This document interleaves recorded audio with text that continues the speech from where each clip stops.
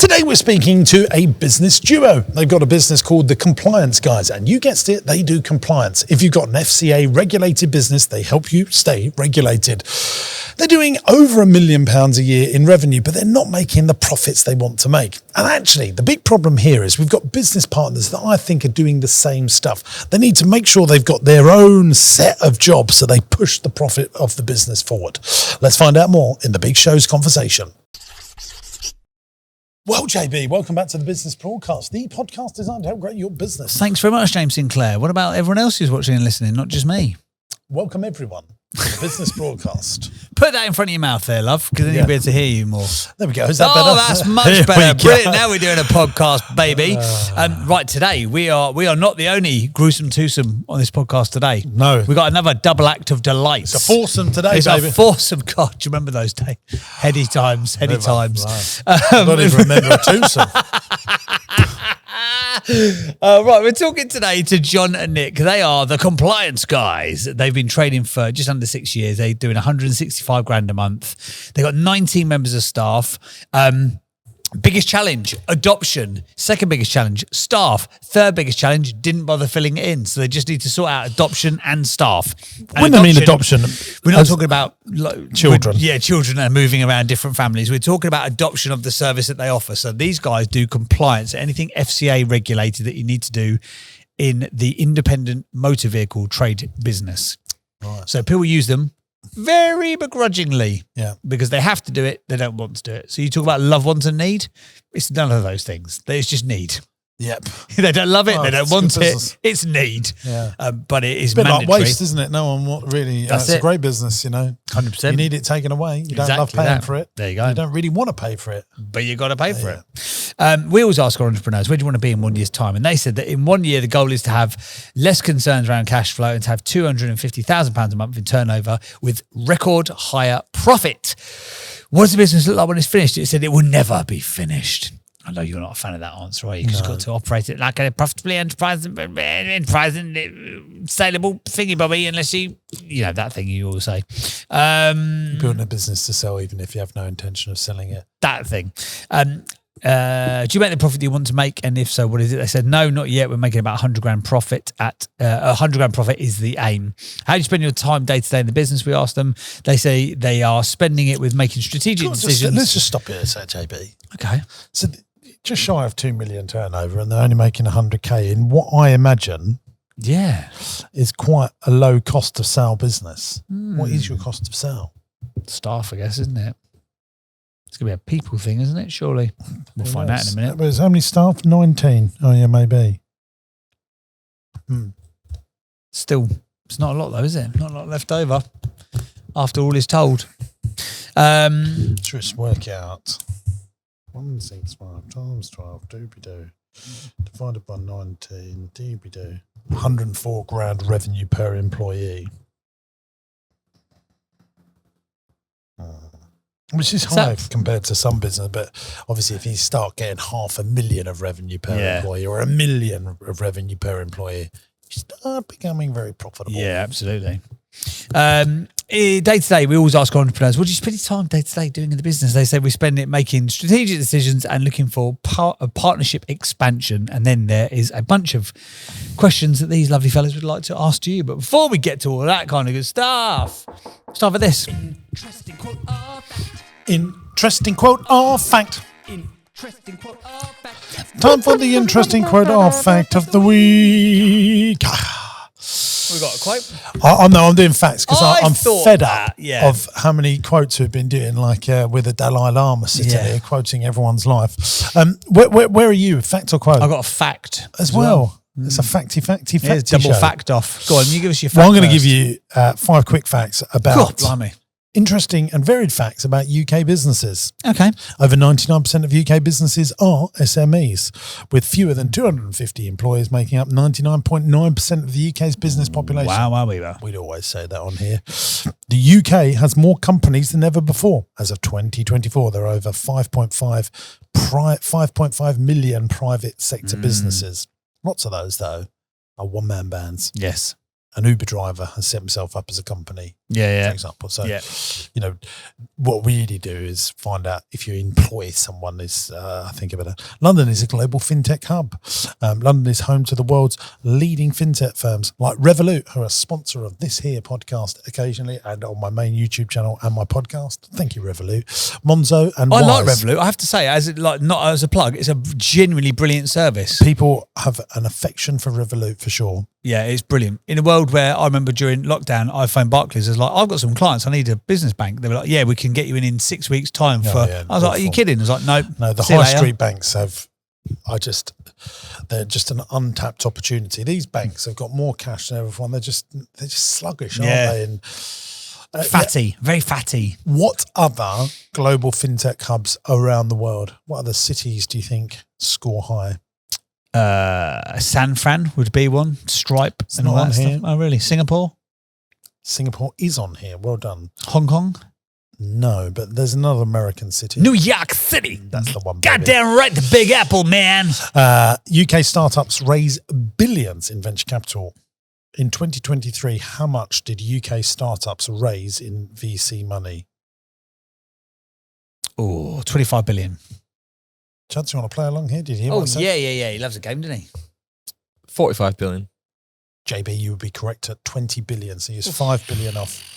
Close. You could be Chancellor of the Exchequer. I could be, couldn't I? If you'd like me to be Chancellor of the Exchequer, just DM the word Chancellor in the comments. Thank you. This one here I really do like. BrewDog started with a loan and a dog. BrewDog, now a global craft beer brand, started in Scotland in what year? I think they're 20 years old. I think they started in 2003, I reckon they started. 2007. And I opened Partyman World on the 25th of May, 2007. Oh, really? They started with just £20,000 and it now has what in revenues? Oh, it's over a bit. It's a unicorn, isn't it? Well, 1.5 billion? or that may be its valuation, Okay. but its revenues are now over 200 million. It's a brilliant brand, that. He gets some real stick, doesn't he, He Old? does. See, I've seen him in some... There's a whole podcast series about him. Is it 100% owned? Chuds, can you just check if BrewDog is 100% privately owned? Because I'm It is. disappointed It's in owned myself. by their stakeholders. No, but in terms of the founder owns it all 100%, or is there multiple shareholders? So I think they did like what do you call it? It's like a... Here we go. Chuds has got the facts. Here we It's go. not entirely independent. While James Watt and Martin Dickey founded the company and remain major shareholders, a significant portion of the company is owned by TSG, Consumer Partners, a private equity firm. Additionally, BrewDog has equity punk shareholders. That's that a right. thing? Equity punks. That's right. That's what they call their... Who own a small percentage Yeah. of the company. Didn't know about the TSG, but disappointed with that. I'm annoyed, because they started really in the same year as me, and they've got 200 million of revenue, and What you got? curtailing around 50 million, and that just annoys me. Got some catching up to do, Sinclair. But I do own it 100%. I have no shareholders. Yeah. So Yeah. shove that in your BrewDog Private pipe. equity. Yeah. Have you ever been to the Waterloo BrewDog pub in Waterloo Station? Because I don't really drink. Oh, so it's not brilliant. Do you drink much, JB, or are you teetotal? I don't drink. Never drink. I sound drunk a lot of the time, ironically, as I say that. I haven't drunk since 2019. Chuds, I know you don't drink very much. Would you class yourself as teetotal? No, definitely not. If there's an occasion or something, I'll have a drink here and that, like at a party or something. You don't really like drinking, do you? No, I'll have like one or two, yeah. Just because of peer pressure? No, I just don't think there's anything as absolutes. Nothing's black or white, is it? I was in Dublin at the weekend. Of course I had a Guinness. Did you? Was it amazing? Do I have more than a couple of Guinnesses? No. But Was it amazing? Did you like the taste? it was nice, yeah. Well, I like Guinness. Out of all beverages, Guinness is the nicest one. And was it especially good in Dublin? I mean, everyone asks that question, don't they? But it still tastes like Guinness. Sure. I hate to be that guy that goes, oh, mate, it changed my life. It was the best Guinness I've ever had. It was Guinness. It tastes good. Just a Guinness. Just a Guinness. You don't drink, do you? No, Really? I mean, Guinness. I'd rather lick my own arsehole than drink a pint of Guinness. Strong. No, that's just not my cup of tea. Well, clearly not. What is my cup of tea is a cup of Cup of tea. tea. No, I mean, if I was going to pub, I'd have an appetizer or a ginger ale. Yeah. Do you ever curtail to peer pressure for Sometimes from my wife. Do you? She loves a drink, doesn't she? She likes champagne, yes. Does she? Of course she does. Yeah, she likes champagne, but she's always liked champagne. Yeah. The expensive stuff. Good on her. What about like at your birthday? Your 40th's coming up, isn't it? Will you have a drink on your 40th birthday? It's not a thing anymore, is it? I think the drinking culture is massively changing. Because I remember when I stopped drinking in 2019. There's a man that owns a pub. No, I can tell you lots of people still drink. No, I know they still drink, but the peer pressure, if you say, like, I'm not going to have a drink, I think that's gone. Because when I first stopped drinking, everyone's like, oh, have a drink. I was like, no, I don't drink. Yeah, no, that I don't. I found one key word as well. I think you have a strong personality, as do I. So we probably don't feel the peer pressure. Oh, maybe not, yeah. When I used to get asked all the time. You come on this podcast and thousands of people will be watching and you're confident enough to wear that shirt. Absolutely. So, you know, that's because I know what's underneath the shirt. I'm getting ready for summer, baby. I'm going to be hench. Really? I'm going to be hench. But you're actually milky bottom white, aren't you? Yeah, I am. Yeah. Yeah, if I go near the sun, I melt like a vampire. Yeah. It's not a good look. Do you know, if you are at a party and you're being peer pressured to drink, there's only one word that you need to add to a sentence. No, I'm not drinking. You say, I don't drink anymore. And if you say anymore, people think you had like a big problem. Yeah. Leave you alone. Then all of a sudden the questions stop. Wow, there you go. So there you go. So what was that? That was your facts, wasn't it? Oh yeah, I've got some facts. Right, here we go. Some business facts. In 2025, the UK business landscape is witnessing a remarkable surge in entrepreneurial activity, or so this report said. Data from the first quarter of the year indicates that there have been over 202,000 new companies which were established. You go, well, this is fantastic. This is great news. What about, everyone's banging on about the government not supporting, business owners. Well, hang on a second. But that was one headline that I saw. Yeah. But there was another one which was said, juxtaposed to this though, which is my favourite word, the entrepreneurial boom is juxtaposed with a significant number of business closures. In the same quarter, very true, 191,000 companies were dissolved. Yeah. So you look at it, you go, oh, and that's the big sort of like headline. There's 200,000 businesses. And 191,000 stopped trading. So we're net up about 8,000. Yeah, and that's not happened in that scale before for a long time or ever. No. So there we go. Dig further beneath the headlines. 202,000 brand new businesses have been established, but 191,000 companies have been dissolved. Yeah, and like I say, that a lot of them are in the gig economy. When you just need to extrapolate them, because you could have someone, I don't know, being a supply teacher that says, I'm going to be a supply teacher and I'm going to run it for a limited company. I wonder how many of them as well are now property investors who go, I'm going to buy it for a limited company. Yeah, all of that. Yeah, all of that needs to be removed. Yeah. Who employs more than one person that's not their wife or their family? Yeah. That's a business. Yeah. Not a sole trader. No, get it. But there you go. There's our interesting fact or quote of the weeks. We don't need the jingle again. We ain't got time for it, quite frankly. We've got a lot to get from this show.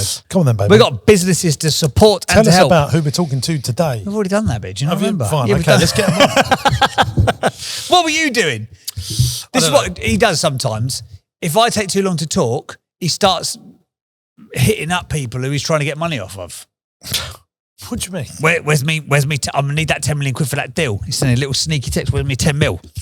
Like, but that is part of my problem. We do a full day of recording and I've been away in China. This is my first working day back in the UK. Yeah. And I'm recording all day. Yeah. So, it's not great. It's not been ideal, has it, for optimal performance? But there we go. Anyway, right. Shall we get our guest on the pod today? Hey gang, we're going back to the pod in just a moment, but I wanted to tell you about Entrepreneurs University. This is a platform that I've created for entrepreneurs and business owners that are serious about growth. There's 100 video lessons from me on everything in business, raising finance, buying companies, property investment, and everything in between. Attached to each video is a downloadable PDF that goes into more detail about what we've learned in the video. It goes one step further than that because I've also put stuff that you won't get anywhere else onto Entrepreneurs University. The lessons go into way more detail, but not just that. You're going to get my business plans, my spreadsheets, and all the files that I use to drive the KPIs in my business. Just think about how powerful that could be for your business. And here's the good news. You can try Entrepreneurs University for free. 14-day free trial. After that, it will cost you just $49.99 a month. That's less than a pair of Nikes to grow the profitability in your business. There's a link in the video description, and I cannot wait to see you in Entrepreneurs University. Let's get Nick and John on the pod. Hey, Nick and John, how the devil are you guys? Hello there. Hello. Right. We are talking today about the compliance guys. You are the compliance guys, the aforementioned compliance guys. You've been going about 6 years, doing 165 grand a month, 19 employees. Challenge is adoption. Second challenge, staff. Tell us more about this business, please, guys. Give us the origin story so we can find out a bit more context to the content and see how we can support you guys moving forwards. Nick, you? Yeah, go on then. So, origin story. Me and John both originate from the motor trade. We sold cars back in the day, got into motor finance, then got into helping out motor dealers with the regulation as they came in around 2014, 2015. Made it a little sideline for each of us, separate areas, although we were good friends anyway. And that really just transformed into doing it regularly. When lockdown hit, I decided, whilst covered in yogurt from my very young kids, that what I'm going to do in my life, if I'm locked down, let's start a limited company, kind of like the Geek Economy you've just been speaking about, really, and a website. John had his own issues. His father had died. His jobs had been rescinded, and he rang me and said, "Let's do it together." And we did. And I think because we're ambitious people, we weren't one of those businesses that stood still, and we just did it as the Gig Economy. And very quickly had staff, did it as well as we could, and here we are today with about 20 members of staff. And we basically became the FCA compliance people for the independent motor trade, which brings some strategic power, but also somewhat limited our ability to really make the profit we feel we should for what we know and what we can do in this area. Okay, so you do compliance for the motor trade. So why would somebody come to you guys, and what do you do for them? Obviously, people in the motor trade will sort of understand this, but for those of us who are not in it, give us a bit of context. So we've got three main services. One is get you authorised so you're legally allowed to offer finance to your customers via lenders. The second service is then support you with ongoing responsibilities. That's both filing reports, giving advice, and also we've developed software for people to, run a customer through and make sure everything's documented, etc., without going into detail. And the third one is it's called appointed representatives, but basically it's an umbrella network under the FCA. So people can come under our wing and we look after their authorization. So we've tried to carve out that, upfront income, but also subscription income. We don't just do the motor trade, by the way. We can do brokers and lenders stuff. We do just about outside the motor trade, but that has been our niche, and that's where we've grown. And I guess we're always going to stay in that market. One of the junctions for us really is, do we heavily go outside that because the fruit's riper, or do we stay where we are and try and build on what we've already done? John, anything else that you would like to add that the listener/watcher needs to know, my man?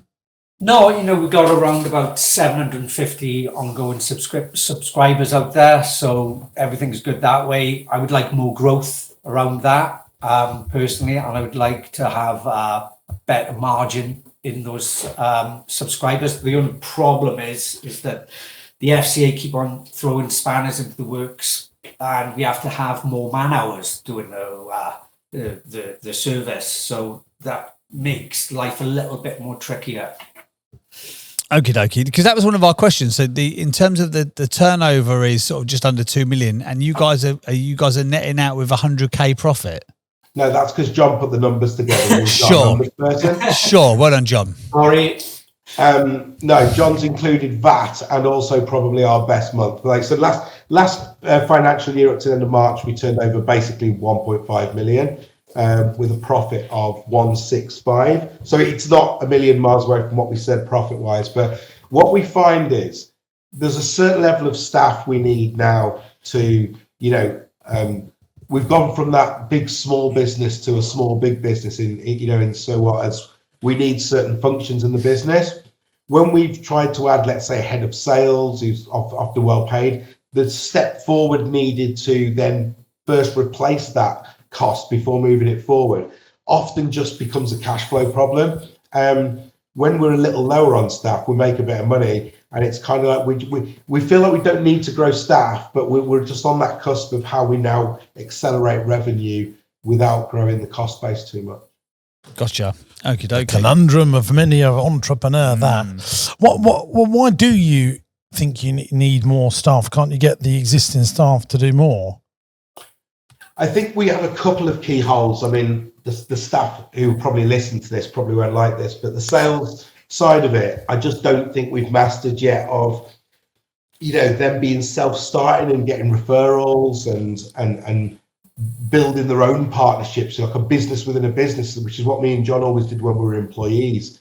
And then I think there's that strategic partnership bit where me and John are trying to do that part and get partners. But with everything else we do in the business, the follow-up isn't always great from us. And sometimes I feel like someone who can go out and get those bigger grid deals might be the So do you and John have clearly defined roles in what you do for the business, or do you share the responsibilities? Tell me, so what would be your title? Somewhat. So like I more look after the actual compliance and operations side, the technical, the detail bit, the financial side, and John more looks after sales and marketing. And so or rather than this more like, clearly define it so that you can hold each other accountable. So John is now in charge of bringing in sales and revenue to the business, and you are in charge of looking after all that revenue. Split the roles up so you can hold each other to account. Yeah, that's something we've never done. We've never really. Well, you need to do it. Let me tell you now. Just let me speak. You absolutely need to do that in partnerships, because otherwise it's woolly nilly, nilly willy or whatever it's called. Absolutely, you need to do that. Yeah, maybe. Yeah. Well, not maybe. I'm telling you, that's what you need to do. On the part about partnerships, for instance, we've got two ways we go, which is one, let's call it still within the motor trade. That probably falls on John's shoulders because he has sales and marketing down in Swansea in that office. And because I more do the compliance side, where we can grow with other industries and, and that ongoing support side probably should then fall under me, and we probably should target ourselves separately on the two different growth curves. Partnerships work when you're doing, I'm not a fan of partnerships in the round. But the ones that do work is when there's opposing set of skills and opposing set of day-to-day tasks, where one really respects the other's meat they bring to the party, if you like. I always reference, a builder and architect is a good partnership because one can be on the floor doing all the getting the thing built and the other does all the planning, the compliance, raising the money and does all that. And that works really well as a partnership. And that's what you need to do. You need to have clearly defined roles, not mixing over what each one of you does. Yeah, we definitely fit into that of, we complement each other, we trust each other implicitly, we fit that mold of a working partnership. But I think you're absolutely right that if we, instead of both trying to do the same thing, we're not stepping on each other's toes, but maybe just doubling up work we don't need to. Yeah, you're right there. Yeah. That'll resolve your issue with the follow up as well, because if one of you might be, if you're stepping on each other's toes, you might think, John thinks Nick's following up, Nick thinks John's following up. Whereas if you've got independent sort of sectors, you go, right, I'm going after this, these are the deliverables, then you've kind of got it more ring fenced, haven't you? I will always chase something to its death, and if I can see that Nick hasn't done something, I will say, Nick, have you done this? And he's like, oh no, I haven't, I forgot. So I'll just keep on going. But yeah, we at no point have we ever sat down and said, right, you do this, I'll do that. I think at the very beginning I said I'll take care of marketing, and because I like to go a little bit, a bit, what's the word I'm looking for? Right, wacky, left field with my marketing, but I don't really touch that anymore because we've got a team that does it, so I just oversee it. But other than that, I don't get involved in any of the banking or any of that kind of stuff. I didn't even know I had pay slips for 2 years from working here, so just goes to show. But I do know how much we take and so on and so forth. All right. So when you're challenged, and now we know the sort of the roles and responsibilities is definitely something you guys need to focus on. So you said adoption, and when we had the pre-chat, you said adoption, i.e., people need us, but they don't want. It's not a want, love, and need business, as Jimbo talks about often, because people actually don't want the service, even if they need the service. So what? Yeah, give us a bit of a summary of the challenges of adoption as you guys see it. So we'd like more adoption with our packages. You know, we sell like 4 packages: a silver, gold, platinum, and a bespoke package. Again, with the market that we're in an independent dealer, they don't really care that much about the compliance that they're doing. I'm sad to say. So they just see it as an extra cost. You know, come December, which is the quietest time of year for a motor dealer, they'll be ringing us up and saying, I need to cancel my package. I need to save some money, which is mental if you think about it, because that risks the whole company, because they could get, you know, shut down by the FCA, but they would risk that for £59 plus VAT a month. But how many do that? So if you've got 500 customers, how many would do that to you for that one? There's only a handful of that. Yeah, so don't worry about that noise. Just forget it. You know, the other thing is that we have our own app called Drive, and even giving that away for free, because I want to give that out to, I've got a magic number of 5,000 motor dealers. And if we give it out for free, or a free version of it, which is just the basic model, which, just to sum it up, is basically if you go in for a test drive, you can just scan the driving license. It gets all that information. It puts it into our CRM system, and you can check the driving license and everything like that, and quick as a flash. But motor dealers don't want to do it. They will let somebody go out in a car unaccompanied, and that car can be 30 grand, and they won't even check the driving license.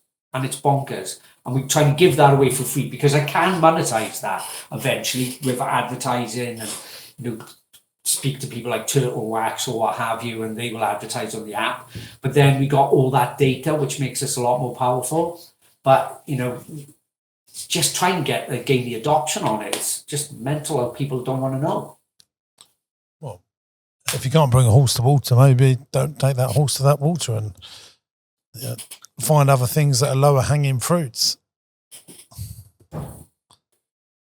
Yeah, I think one of the things we face often is that the lenders are always the powerful ones. If the lender says you've got to start doing this bit of compliance, they'll start doing it. If we say it because the FCA say it, they're not bothered, and I get that. It doesn't. I don't take it too personally, but sometimes it's they think you only do this, but in the background we've got highly paid, highly trained staff who need to have exceptional knowledge, don't come cheap, and we're constantly mastering the process in the background. I think sometimes it's kind of how you show that. Sometimes then we'll get bigger clients, often outside the motor trade, who we can charge top dollar to, because we're giving great service to, and they're over the moon at paying a £2,000 bill for a bit of work. And then you've got someone saying, I don't want to give you £59. And I'm not saying we're going to abandon that market, but then it's sometimes a bit scary to go, should we become a small fish in a much bigger pond rather than being the big fish in the small pond? The difficulty for me is, without really spending hours going through your business, I can't give you the quick answers to that, because I'd need to know more detail on. And you guys, I think sometimes I have to be very careful. People come on here knowing the answers they need, the answers to the questions they have, and they're really asking us for permission. And I'm always reticent to do that. What I would say to you is, I'm sure you guys really know what the right decision is. Look, you've built a million plus business. Not many people do that. There's obviously some smartness within your two brains. If you're dissatisfied with something, what I usually, and I will completely repeat saying, is most people are modeling businesses that are just okay models, and slight tweaks can turn them into outstanding models. And look, if you make a decision, as long as if it doesn't work out, could you change your mind again in 3 or 4 months? I know we don't always want to do that, but what would be the worst thing that happens if you do make that decision? Because actually, I think what's worse is having the shoulda, woulda, couldas. Yeah, and I think sometimes we can flog a dead horse just because you think something's a good idea. You want to keep doing it, and realistically, it's not too difficult to just give it up or change back, like you say. What other sectors do you work in where you've, like, say, you had that £2,000 bill and people are like, oh, thank you so much, as opposed to the traders who are like, oh, I can't believe I've got to pay this again. So, like, a lot of it's directly comparable, JB. So, like, we've got like dentist clients, doing large scale dental work that needs finance. Some will be within insurance industry. See, I'm just going to stop you there. You've really made a very good point. Really, really interesting point. You're talking a lot about the motor trade things. If and just to be good for listeners, because you guys worked in the trade, if you sell £1 million worth of cars in the motor trade, what do you think your profit would be? And just roughly. If it was an average £20,000 car, that's 50 cars, probably 50 grand. 50K. I mean, I think people will find that fascinating. Yeah. Not a lot of money. No. And then out of that, people have got to pay salary. I mean, you're talking really about gross profit there as well. That'd be probably net margin. So after VAT and preparation costs, but yeah, that would be. Then you'd have your forecourt business rates. Yeah. Now, I know this because I've worked with dentists. If a dentist turns £1 million, they're probably making £250,000. Yeah, my wife runs dental practice, so yeah, I know that industry quite well as well. And I think it's a rhetorical what I'm about to say here. So if you're a car dealer, you sell £1 million worth of cars and you make 50 grand sort of operational profit before business rates, before rent, before, I don't know, any paying the business owner. You care about every £59 and every pound walking out the door. When you're making £250,000 on £1 million, it's just the way it is, you think about someone that earns £250,000 a year, they're going around the supermarket not worrying about what they're putting in the basket. You're going around someone that earns £25,000 a year, £27,000, £50,000 a year, they budget day to day, think very carefully. Businesses that make bigger profits usually get lazy with their spending and, just spend. It's the way things work. And that's why you're finding those more profitable businesses giving up their money more easier. It makes sense.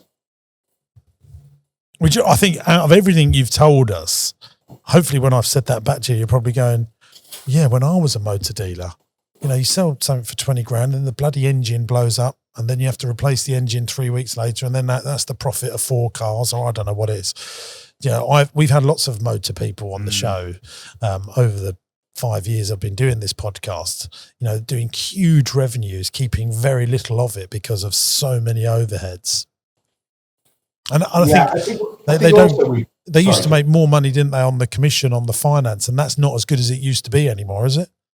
No, and there's also been the big court, cases that have gone through. But I think, again, one of the frustrating things is that we care about these people because we're from that background. Yeah, of course. So when we've designed services, we've done them in a way to not take money off them, but add value and help them sell more cars. But there's a lot of apathy there. But I think there's also a lot of jaded people who feel like they've always had a struggle and therefore it's just easier to not try something new.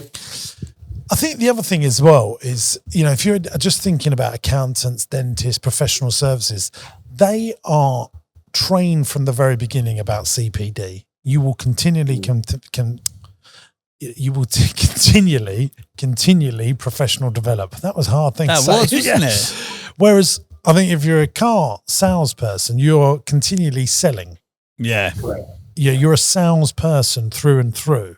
Whereas when you're a dentist, an accountant, a solicitor, really your job is compliance. Yeah. through and through. Legally you have to stay on top and of you these things. And you're so worried about being sued and everything like that. So you want as much compliance as possible to protect you. Yeah, the other thing as well with car dealers, especially independent car dealers, to be a car dealer, it's an easy entry business. So anybody can sell a car on Auto Trader, from the driveway. So what you find is that people sell a couple of cars and they go, oh, great, I'll get a pitch and I'll start selling cars every month. But, we've even had, car dealers ring us and ask us, what does revenue mean? So what does the word revenue mean? And you're like, we ask them for a financial analysis as part of the FCA application. And they have absolutely no idea about if they're making any money or what it would be. And it's frightening. So, they just don't want to spend money at all. So yeah, I think. Well, I mean, if it was my business, more dentists, more accountants. We are changing our website. We're getting a new website now, and I'm putting in a lot of paid advertising into getting stuff like insurance brokers, mortgage brokers, dentists, things like that. So yeah, we pretty much confirmed what we were thinking. So. Good stuff. Right, what's next? Any questions, JB? Right, so we had some questions. Question one was, if you're in our position, what would you do and how would you take the action to achieve our goals? I think we've covered that one.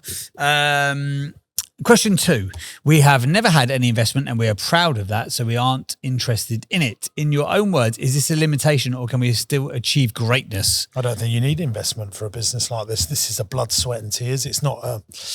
you're not building aeroplanes or skyrocket ships to space. You just need to do good old-fashioned business development, pick up the phone and get the sales in, don't you? And you should be able to use your cash flow to do any software development, out of revenues. We have three full-time software, developers. So they cost a fortune. Question three, I don't understand this one at all. It said, how do we get the ships inside the bottle? What the heck do you guys mean? That was me being facetious. I always, when I don't know, EE ring me and they go, is there anything else I can help with? I say, yeah, how do you get the ships inside the bottle? Those little ships? It always kind of stumps them. So it was, I didn't have a third question, so I just put that in there. How do you do that? No, that's got me thinking. Strings. They flat pack them, and then strings. Yeah, strings, so there you go. They go in small, they go in like flat packed, and then there's a string that pulls the whole thing up, and then they tie the string up at the end. Oh, so you've actually was fascinated yourself? Yeah. One day. Yeah, there you go. Well, right, guys, any other questions that have popped up since we've decided that you're going to be a dentistry compliance company moving forwards, or has that answered everything that you needed to know? No, there is one thing, because John put on the questions about, it'll never be finished, the business. And I would like to say that we've tried to set it up as a business that could be sold, even if we have no intention of selling it. Good man. Bringing functions in-house, we've got, good accountants, taking your accountant on, actually. John Holiday? Yeah. Good man. He'll look after you. He's great. Yeah, they are. They're really good. And can you make sure every time you talk to him, say, I want you to know I'm only using you because of James Sinclair. Oh, I bet he loves that. Yeah. I bet John loves that. Because I really like him to be reminded of this every day. Oh, well. And we've brought a lot of functions in house. We've got a really good operations and compliance manager, Julie, who's fantastic, and she's run a lot of the day-to-day stuff. We do sometimes still have a problem with letting go, though. We do try and do that bottom 5% or 10%. But John especially will probably tell you that I find it very difficult to be patient and let people make mistakes, because we're so proud of our service and raving fans that we still take everything very, very personally if there's a small mistake. I'm a megalomaniac. That's my problem. Small businesses have got care, haven't they? As long as you care and you repair any mistakes, I don't think that matters.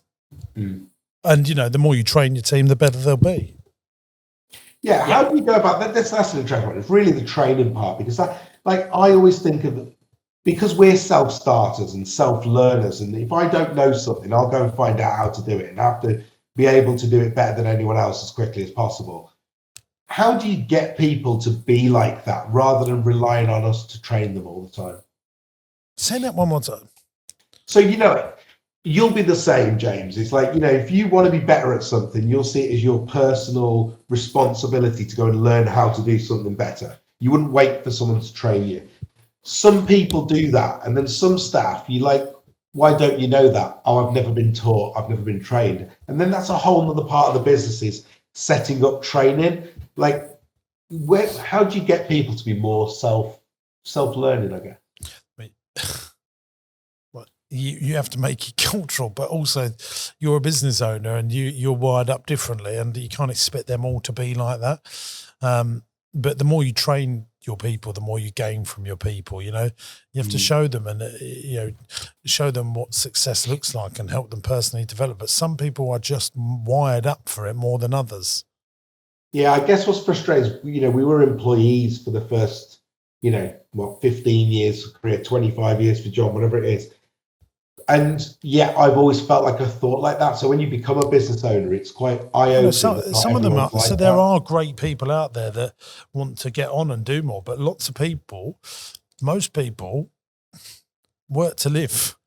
What you're looking for is people that live to work, and they are rare. And you were that as an employee, but now you're a business owner, so you obviously got that drive in you that's more than most. You know, people live for holidays. I don't like going on holiday. You know, so that would put me as rare. Yeah, I went on holiday last week, and John told me I was replying quicker to emails than I do when I'm on the desk. I think it's something we need to look at, actually, is being more structured with training, and realising what people don't know and getting them there quicker. There's a good training company, isn't there, Jim Sinclair? You not have a good training company? I mean, our business Interaction is more for direct to consumer sort of. It's not this sort of thing. Get a little sale there, mate. But yeah, Interaction is so we audit and train people on, if they're selling direct to customers and, customer experience. It's not for that sort of thing. I do think, though, actually, instilling a culture of learning all the time can be easy, not easily done, more easily done, but if you bring in outside experts to do like a specific thing, I think it's a really good way of showing that you're all in it together. And obviously it sounds like you've got 2 offices as well, so bringing people together to learn together, I think that could be really valuable. And then, like I say, then you could instill this culture of, there's going to be a training session on the latest FCA policies on a Monday morning at 11 till 12 or whatever. But I think sometimes having that, like, a mindset strategist or a sales coach and having someone outside who's independent and getting all the team together, that could be a really good thing to start instilling the culture of self-learning. Yeah, we are going to start doing a couple of hours once a week for the offices. And another thing we've introduced is a free subscription to all the staff for Headway. The app. Yeah, that's good. Yeah, so a couple of them are enjoying that, and they'll get different self-development, whatever that may be, and we just want them to try and start thinking outside the box. We always like people to kind of push back on ideas. If they've got something better or a process which is better, we like them to come to the table. Then we actually reward them with Amazon vouchers for stuff like that, and we hate the expression because we've always done it. It's that has to change. So we try to push and make people better. Myself and Nick always blame ourselves. What can we do better with all the staff if anything's going wrong? Good stuff. Right, where can people, if I am in the motor trade or I'm a dentist or I'm an insurance broker or I'm an accountant, I'm going, do you know what? I like the cut of their jib. I need some compliance, and my compliance is all over the gaff. Where can I go? Usual places, website, search for the Compliance Guys, thecomplianceguys.co.uk. We're on LinkedIn, we're on Instagram. We've also started a podcast, so you'll find us on the podcast places and YouTube too. Awesome stuff. Brilliant. Thecomplianceguys.co.uk, and you can find all of those different links through to there. Nick and John, thank you very much for being on the podcast. We wish you well, fellas. Good luck with everything. Thank you. Cheers, guys. Take care. See you later. Bye-bye. There you go. Nick and John. That must be tricky. I wonder how you're going to start dealing with this challenge. When you've got like multiple teams in different places, because you've got everything's like in a bit of a nearish. They're all over the show now. Yeah, Those days are gone, aren't they? What about Singapore, Malaysia, Hong Kong? How are you dealing with like the people in different time zones and all that kind of good stuff? I don't really do that so much stuff, but I speak to the heads of those departments quite regularly. But yeah, Zoom's there for you, baby. No, video calls do come in handy at times. I was doing. You're going to have to start doing those like town halls, like the San Francisco tech giants, aren't you? What on a video call? No, like all together, like town. Yeah. Like, we used to do that when we were smaller. We're looking to try and bring that back now. That's going to be hard to do, isn't it? You'd have to have like a little mini stadium these days, wouldn't you? Well, you're open every day of the year, aren't you, as well? So, there's never a day that you could do every member of staff, is there? No. That's tricky, isn't it? Yeah. Well, I hope you enjoyed that conversation. I like those two. I think they had a bit of a realisation. I definitely, as you said, I think they came on for permission to make the decision that they've already semi-made in their minds. We get that all the time, though, which I think is, makes a lot of sense, especially as he's already got a partner who's in the dentistry space and they're doing... No, I think that little working out. Yeah. If you're doing the same turnover and one's keeping 50 grand and another's keeping 5 times as much, you're probably 5 times as lax with what your subscriptions are and aren't. And if they are getting people every December going, we've got to cut this off this month, it's not a good place to be, is it? That's why professional and regulated services are always what banks like to fund more than other businesses, and there's a good reason why. Yeah, and you just heard it today on the podcast. Right, before we go, it's time for this. It's time for the business quiz. It's Jim versus JB on the quiz. What's this little badge? Business knowledge. This is from China. Chud's got something to say. Oh, sorry, Chuds. Hold fire. 8 traits of the great. Yeah, That's correct. we'll do that first. That makes, sure. Fuming, isn't he? Sorry, Chuds. Okay, we're grading this business rather than the individual today. We are indeed. Starting with the end in mind. I think we give them that. Yeah, Passionate about their cause. Oh, yeah, They they love big compliance, don't they? they do. They're mad for it. Number 3, untold amounts of resilience. No, I don't think so. We didn't really ask, did we? They master relationships with people. Yeah. They're lovely. Commercial awareness. Again, we didn't really ask, did we? We knew that. Let's give it half for that. Give it half, yeah. Good They innovate so they don't evaporate. They're definitely trying to. They've got an app. They're Yeah. doing all that kind of stuff. They're Yeah. master marketeers. I don't think so yet because they're not getting all of the people on board that they want on board. They haven't got enough subscribers Zero. and users. That's a 0 then. Fine. They stay teachable and Oh, curious. yeah, they're definitely that. So they are 1, 2, 3, 4, 5.5. 5.5. It's time for the big song, ladies and gents. Yeah, hold fire. We're going to hit this jingle instead. It's time for the 5.5. It's time for Jimbo Sinclair's great song. 1, the entrepreneurial journey's done. 2, they got so much work to do. And 3, they need to think, is this business for me? And 4, a few tweaks and they will have much more. And this one's 5. This business is going to thrive because it's called 5.5. 5.5. There you go. I love it. I'm just going to read it out Do you normally enjoy for that, you now. Chuds? It's a 5. This business is going to thrive. Chuds, give us a thumbs up on the camera if you really like that. Give us, what would be your thumb based? He hates He's it. not a fan. He's not a fan. It's a hard no from Chuds. And now it's time for it. He likes the business quiz though. He can't join in because he normally knows it. Oh, it's your turn, babe. Go on. Hello, babe. How many businesses in the UK did the FCA regulate in conduct of... Let's do that one more time. Come on. How many businesses in the UK did the FCA regulate the conduct of in... One more time. Right, be very careful how you're saying this as well. Read that word properly. How many businesses in the In the UK UK? did the FCA regulate the conduct of in 2024? Are we missing a comma somewhere here? No. Yeah, there is. How many businesses in the UK did the FCA regulate the conduct of in 2024? Yeah, so just missing a comma. Good things, them commas, aren't they? They are. Okay, what are you going with? How many FCA regulated businesses are there? I'm going with 400,000. I was going to go 650,000. Chuds, do you know the answer to this one? No. I don't care. What did you say? I said 650. He said 400. Oh, 100,000. 100,000. Okay. Chuds will be the winner No by way. a country mile. No way. 42,000. 42,000. It's not even worth having him, is it? So have a 42,000. budget of 729 million. UK financial services sector employs over 1.1 million people. Hold fire. Give me those numbers again. There's 42,000 regulated FCA businesses. What's their budget? 729 million. 729. This is the budget to run the FCA, though, just to give you clarification. That's okay. Yeah, fine. 17,500 per person. Fine. Okay. I'll allow it.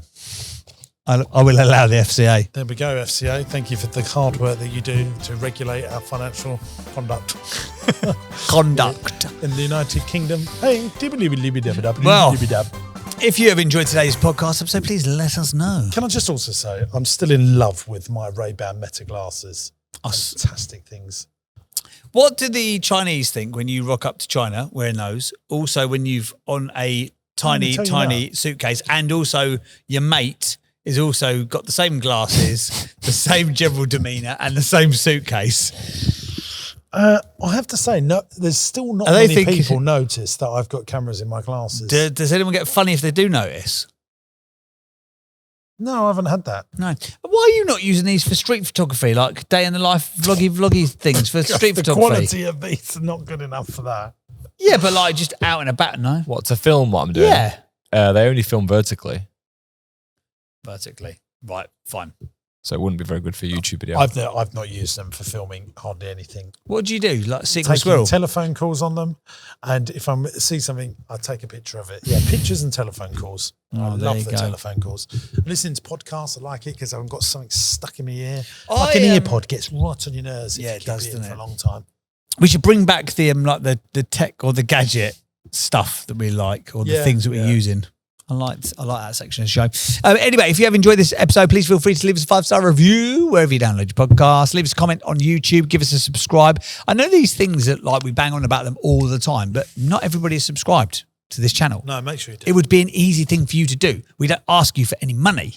We don't ask you for anything. We're here, blood, sweat, and tears. He's only just come back from China. Look at him. He's dishevelled. Look at him on that camera, dishevelled. Straight back out of China, straight into content for free.